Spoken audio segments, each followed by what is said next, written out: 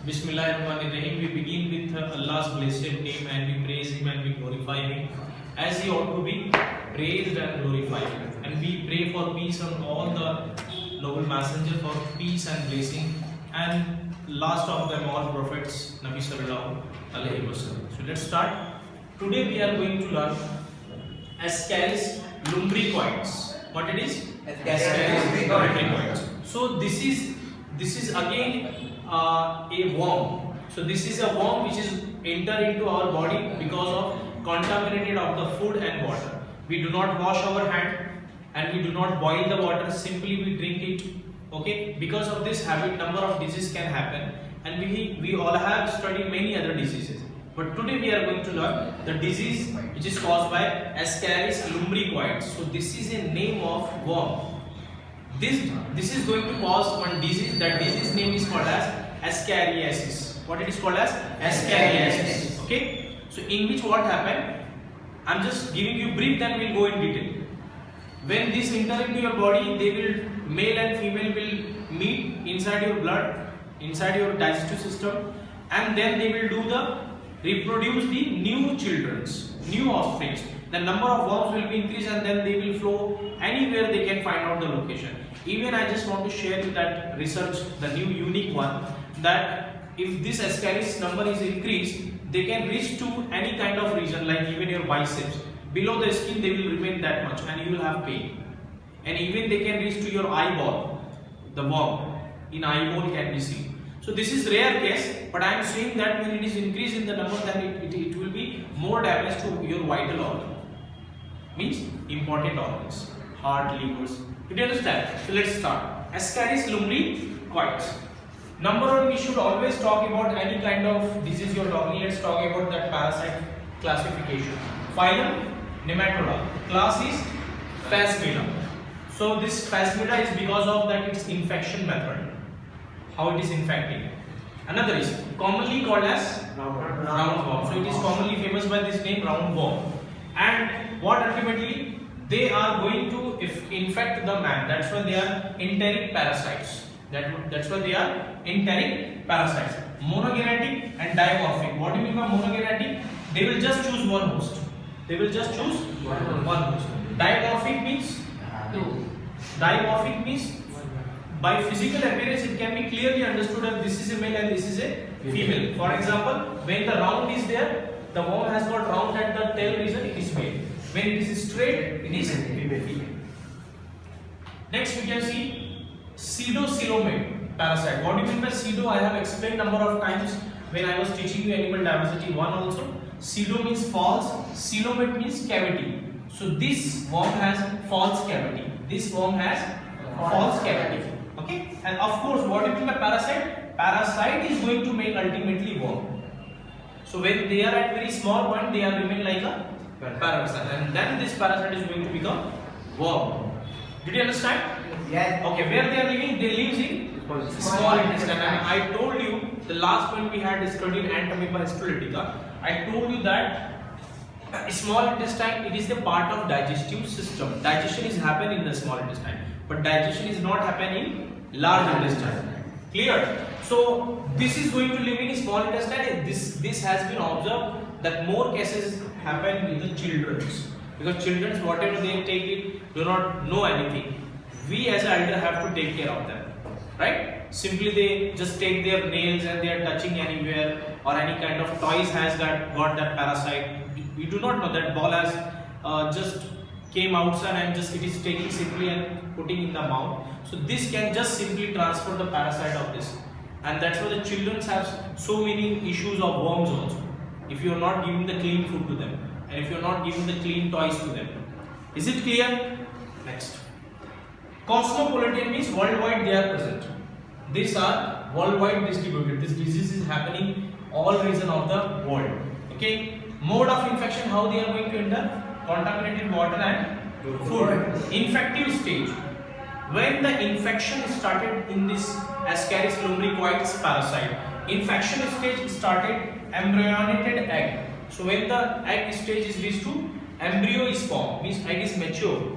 Of course, egg cannot be mature until that egg is not fertilized by male sperm. Male sperm, male worm and female worm both should meet with each other. Then fertilization happens, then eggs lay, then the eggs hatching takes place, then the parasite comes out, and that parasite become larva. Then larva is going to become mature worm. Again they will marry with another female, and like that the number of worms increase in your body. Because I can just connect you at this moment here. The female after fertilization with the male, per day she can release 2 lakh eggs. So you can understand. If more females will have, your body will become fully infected. So that's why it is so dangerous. Why Allah subhanahu wa ta'ala has made such disease? Because to teach the human being that Allah loves cleanness.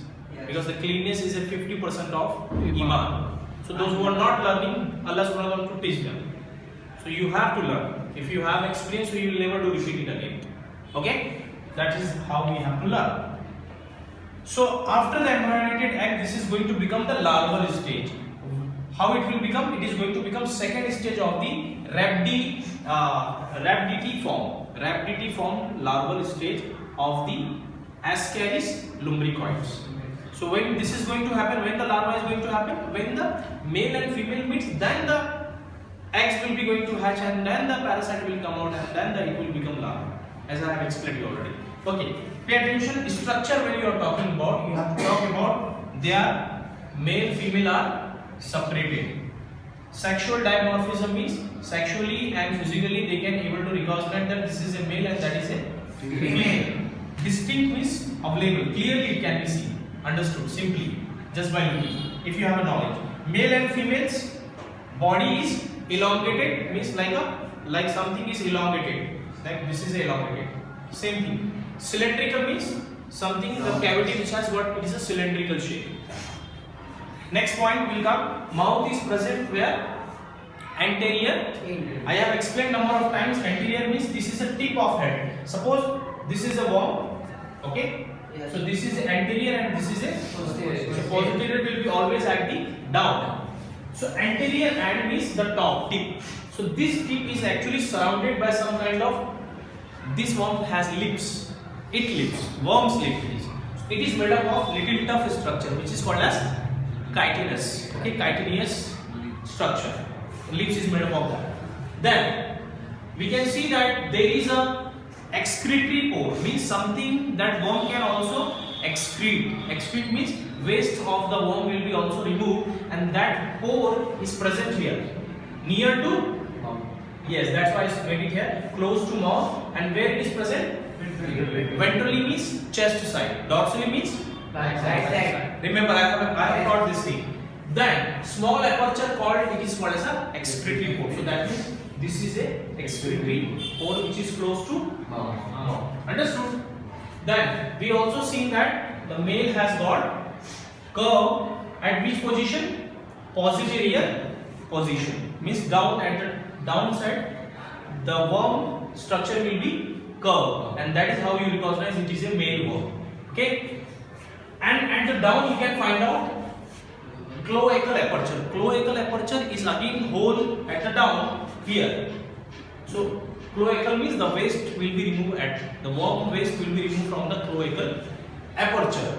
But it, and in that region there is something more present, that is what is a pineal spicules or pineal spicules. Okay, so this is made up of chitinous. Again, tough structure is present at the cloacal aperture at the down posterior end. Got it? Understood? Next, we can see which serves to transfer the sperm during a copulation. So the main work of pineal spicules is during when the male worm will meet to the female. So this pineal spicule is playing the role of to release the male worm sperm into female worm.